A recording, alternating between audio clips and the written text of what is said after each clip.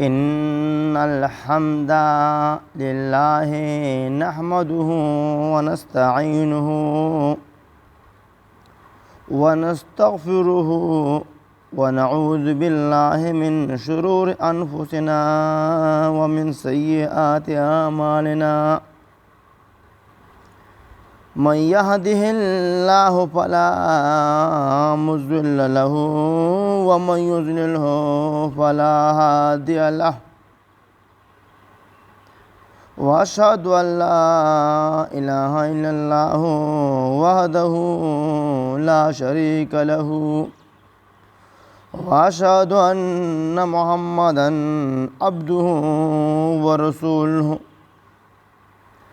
صلى الله عليه وعلى آله وصحبه وسلم تسليما كثيرا. قال الله تعالى: لقد كان لكم في رسول الله أسوة حسنة.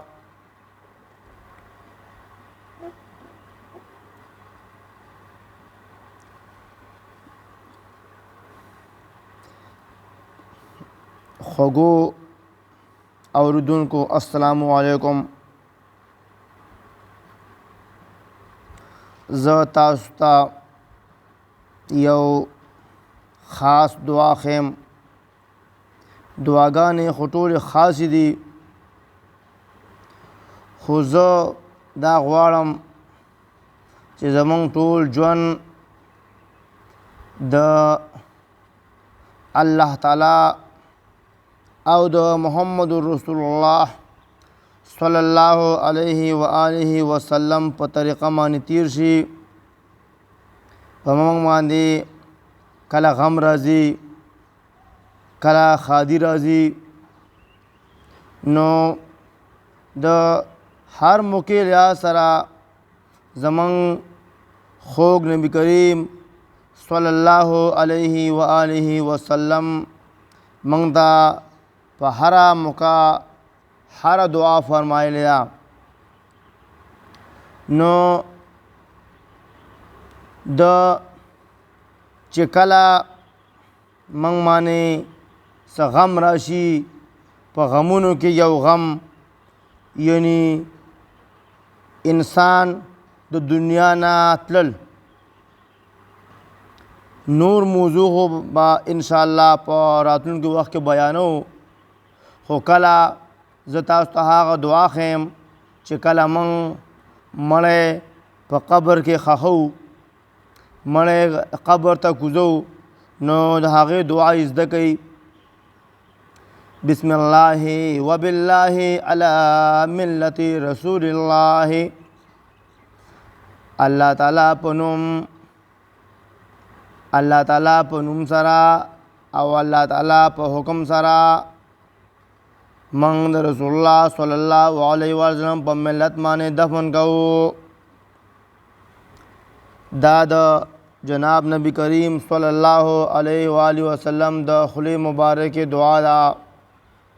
دا دعا راغلی ده په ابن سینی کې په صفحه 284 کې. نو لہذا چې کله مړی موږ خاورو ته اوس پاورلو نو موږ به څه کوو؟ جړا به کوو؟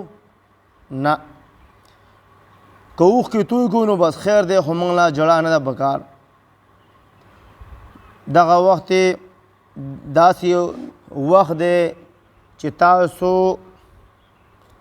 او موږ خپل ورور مسلمان د خاورو ته اوس پاورو، اوس د سره د الله تعالی معامله ده. رسول الله صلی الله علیه وسلم فرمایي چې کله تاسو د دفن نه فارغ شئ نو قبر څخه ودرېږئ او دعا ووایئ، یعنی استغفر الله لأخیکم وصلوا له التثبیت فإنه الآن يسأل.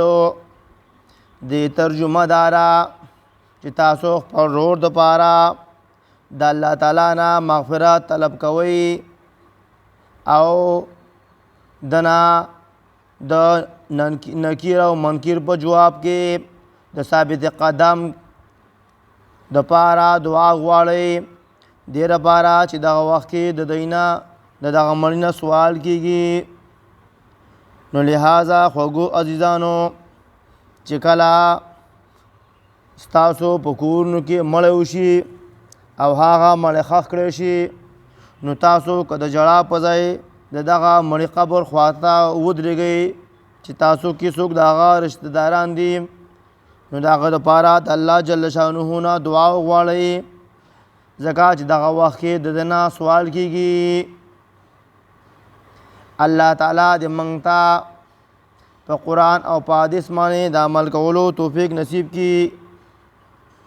واخر دعوانا ان الحمد لله رب العالمین.